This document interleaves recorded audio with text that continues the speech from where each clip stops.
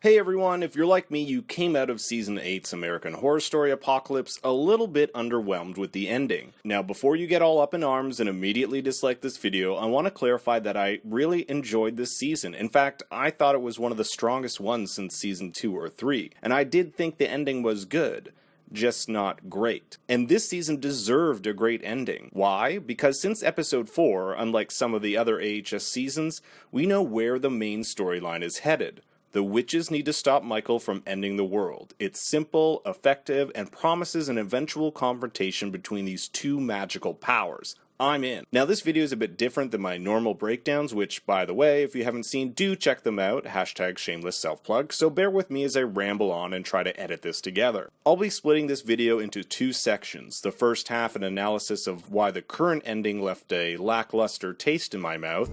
All the stew is stale! And the second will be how I would have changed the ending. And yes, Ryan Murphy, I am available to write on Season 9, #thinkstory for Season 9. So if you just want to hear that, I've left a link to the time jump below. My intention is not to shit on the ending, again I think it was a good one, so let's just start this shit sandwich off with what the current ending did right. 1. It cleared up events set up throughout the season, like why Coco is a bitch to Mallory, how she met Brock, how Cordelia, Myrtle, and Madison survived the blast, the identity spell, and it even gave Constance a proper FU to Michael. Number 2, although not story-related, the practical effects were fantastic. Mead blowing up, Dinah's machete to the neck, and Madison's head exploding were excellently crafted and I thought well directed. Those points aside, I found the ending's impact on the overall narrative could have been much more powerful, both emotionally and plot-wise. So I've outlined 3 ways the current ending didn't live up to those expectations. Number 1, the build-up. It isn't until episode 4 that we really know what the season is about. Episode 1 deals with the apocalypse itself, and orienting ourselves with Outpost 3, while episodes 2 and 3 are mainly about the Outpost inhabitants battling it out to see who deserves a place in Sanctuary. But with the return of Cordelia and the lifting of the identity spell, we get a sense of what this season is about. Michael caused the apocalypse, and it's up to the witches to stop it. This becomes the driving force of the season, fueling episodes 4 to 10, and promising an epic battle between Michael and the witches. An epic battle that we don't really get. Now, it's true that Michael does battle the witches to some extent. He takes on Madison, Marie, Coco, and Cordelia, but because his power is so vastly overpowered to them, it's like watching an ant try to take on a magnifying glass. He has super healing powers and simply explodes Madison's head, rips out Marie's heart, snaps Coco's neck, and Cordelia, who I thought would at least put up some sort of fight before sacrificing herself,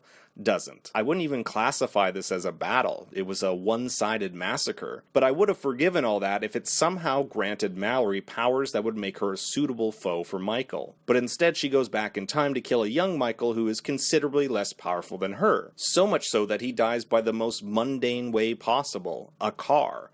The spawn of Satan and bringer of the apocalypse dies to a Range Rover. I found this incredibly anticlimactic considering we spent the last 7 episodes building up to this moment only for him to get defeated by a 4x4. There's not even a magical component to his death either. Now I'm not expecting some Voldemort Harry Potter type shit, but what I was expecting was something to make a season centered around Satan and witches worthwhile. My second point is that the ending made it so that nothing mattered.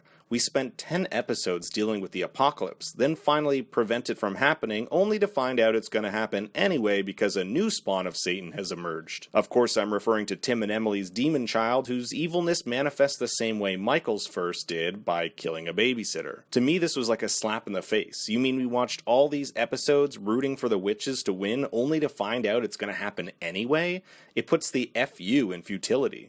See what I did there? Okay, I'll shut up. But more importantly are the unintended consequences of resetting the timeline. Mallory glosses over one of them briefly in her epilogue, stating that because the timeline was reset, Cordelia never had to bring Myrtle back from the dead. So, sucks to be Myrtle. But there were a bunch of other examples like this. Remember how Tate and Violet got back together? Not gonna happen. Remember Moira being set free from the house to be with her mother? Not gonna happen. Marie Laveau set free from Papa Legba? Not gonna happen. Hey, at least Nan still gets to be with Daddy. Finally, there's the matter of Tim and Emily, who I felt were created for the sole purpose of having this ending. I'm always of the mind that character should come first, and the story services character, not the other way around. And because we didn't care about Tim or Emily, remember we haven't seen them for 7 episodes, the shock of them having a demon child isn't as crazy as if this were to happen to characters we cared about. Now you're probably wondering, alright Think Story, you've just fart jacuzzied all over this ending, how would you change it? Well, now that you ask. The way I approach this and the question I ask myself is, what is the most emotionally powerful ending while also making it cool as fuck? After all, this is a show about Satan and witches, we gotta throw some cool shit in there. Now keep in mind, I just spent a few hours thinking about this, not months in a writer's room, so cut me a little slack.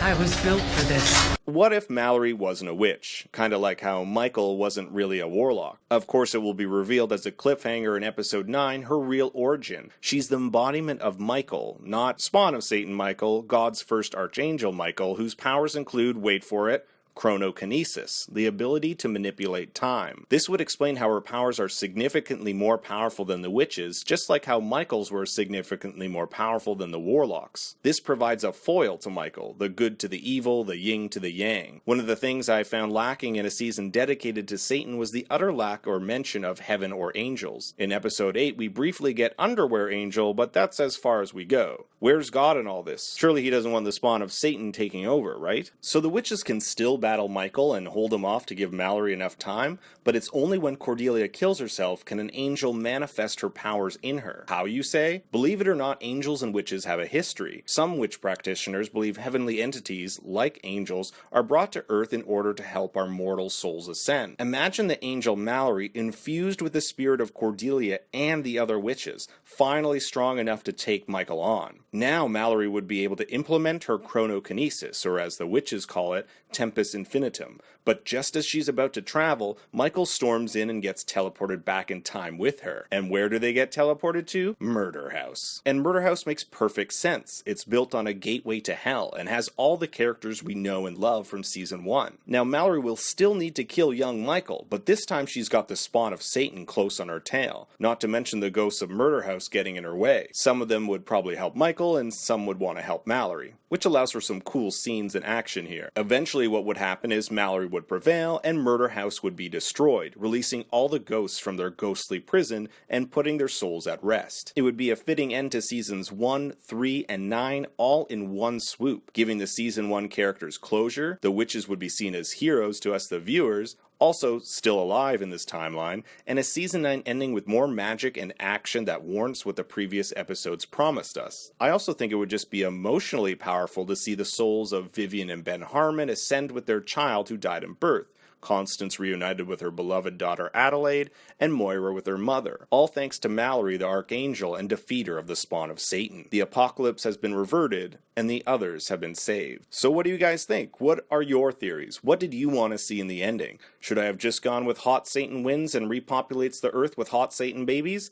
Let me know in the comments below, and if you like this video, give it a thumbs up and subscribe. Until next time, remember, Daddy loves you very much.